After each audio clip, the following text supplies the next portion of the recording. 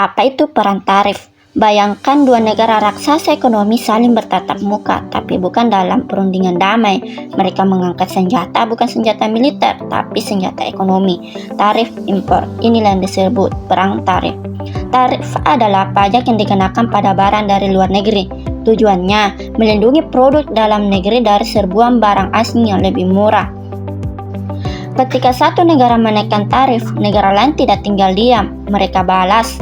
Barang dari negara pertama juga dikenai tarif tinggi. Begitulah awal mula perang tarif, aksi dan reaksi yang membuat perdagangan global makin panas. Keranjang belanja dengan harga yang melonjak, pabrik-pabrik tutup, pekerja pulang membawa kardus. Akibatnya, harga barang naik, konsumen menjerit, produsen kelimpungan, ekspor turun, bahan baku makin mahal, perekonomian bisa melambat, bahkan memicu gelombang pengangguran. Jadi, perang tarif bukan soal siapa yang menang, karena yang sering kalah adalah rakyat. Maka, kerjasama dan diplomasi tetap menjadi kunci. Dunia lebih baik saat berdagang, bukan saat bertengkar. Jika berbicara tentang fenomena perang tarif Amerika Serikat dan Cina, siapa sih sebenarnya aktor utama yang menyebabkan terjadinya perang tarif ini? Jika diperhatikan secara langsung, dapat dikatakan bahwa aktor utamanya yaitu Amerika Serikat dan Cina itu sendiri. Tetapi mengapa kemudian kedua negara ini dapat menyebabkan terjadinya perang tarif? Nah, Amerika Serikat di bawah periode pertama Donald Trump diyakini sebagai aktor utama yang memicu terjadinya perang tarif dengan memperlakukan kebijakan keras terhadap Cina. Kemudian dilanjutkan lagi oleh Joe Biden yang melanjutkan kebijakan keras tersebut kepada Cina. Kemudian Donald Trump kembali lagi pada periode keduanya yang melanjutkan kebijakan kerasnya dengan memperlakukan tarif tinggi kepada Cina sebesar 56%. Cina kemudian di bawah kepemimpinan Xi Jinping bertindak sebagai aktor yang merespon dan membalas tarif yang diberlakukan oleh Amerika Serikat.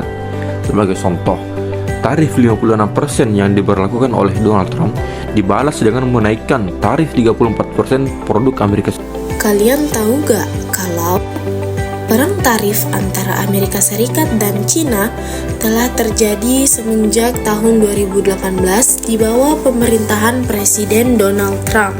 Ketegangan yang terjadi antara kedua negara baru-baru ini telah kembali memanas. Konflik ini dipicu oleh ketidakseimbangan perdagangan antara kedua negara. Kekhawatiran Amerika Serikat terhadap praktik perdagangan tidak adil Cina seperti subsidi industri, pencurian kekayaan intelektual, dan transfer teknologi paksa, serta keinginan Amerika Serikat untuk melindungi industri dalam negerinya. Pemerintah Amerika Serikat mulai mengenakan tarif impor terhadap ratusan miliar dolar produk Cina, yang kemudian dibalas balik oleh Cina dengan tarif terhadap produk-produk Amerika Serikat. Ketegangan ini memicu ketidakpastian global, memperlambat pertumbuhan ekonomi dunia, serta memengaruhi rantai pasok internasional. Meskipun pada Januari 2020, kedua negara telah menandatangani Phase One Deal sebagai upaya deeskalasi, konflik struktural yang mendasari ketegangan ini tentu belum sepenuhnya terselesaikan hingga kini. Mengapa kemudian perang tarif ini penting untuk dibahas? Dikarenakan perang tarif Amerika Serikat dan Cina ini bukan sekadar sengketa ekonomi biasa, melainkan cerminan dari persaingan kekuatan global yang lebih luas. Perang tarif antara Amerika Serikat dan China berawal dari defisit perdagangan yang signifikan. Amerika merasa dirugikan karena terus mengimpor lebih banyak barang dari China dibandingkan ekspor mereka ke negara tersebut. Ketimpangan ini dianggap mengancam industri dalam negeri dan kedaulatan ekonomi nasional. Masalah ini mendapat perhatian serius saat Donald Trump menjadi presiden pada 2016. Melalui kebijakan America First, Trump menekankan pentingnya melindungi ekonomi domestik.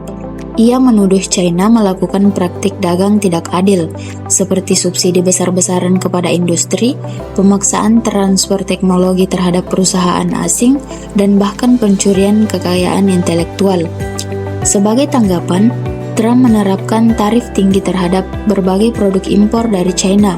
Tujuannya agar produk China menjadi lebih mahal dan konsumen Amerika lebih memilih barang lokal.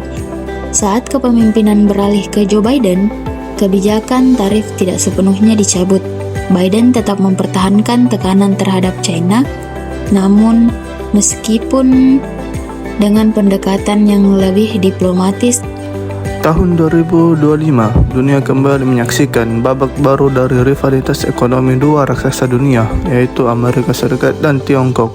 Setelah terpilih kembali sebagai presiden, Donald Trump langsung mengambil langkah agresif, yaitu menaikkan tarif impor atas produk-produk Cina, terutama barang elektronik, logam, dan kendaraan listrik.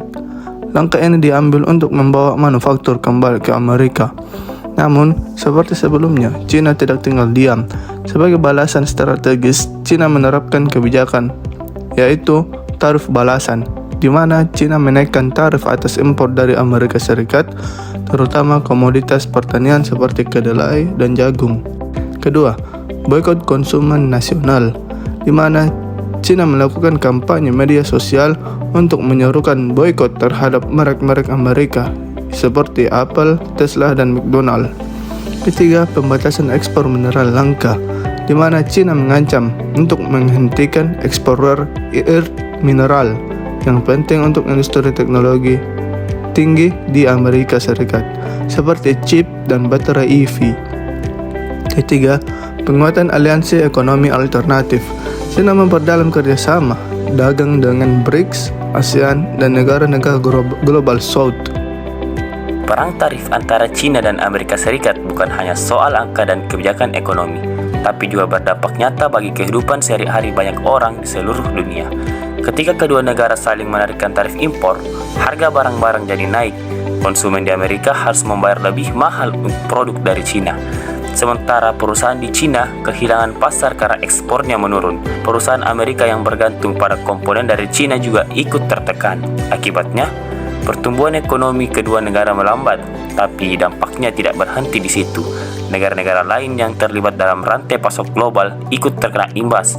Pasar jadi tidak stabil, investor lebih berhati-hati, dan perdagangan internasional ikut melambat.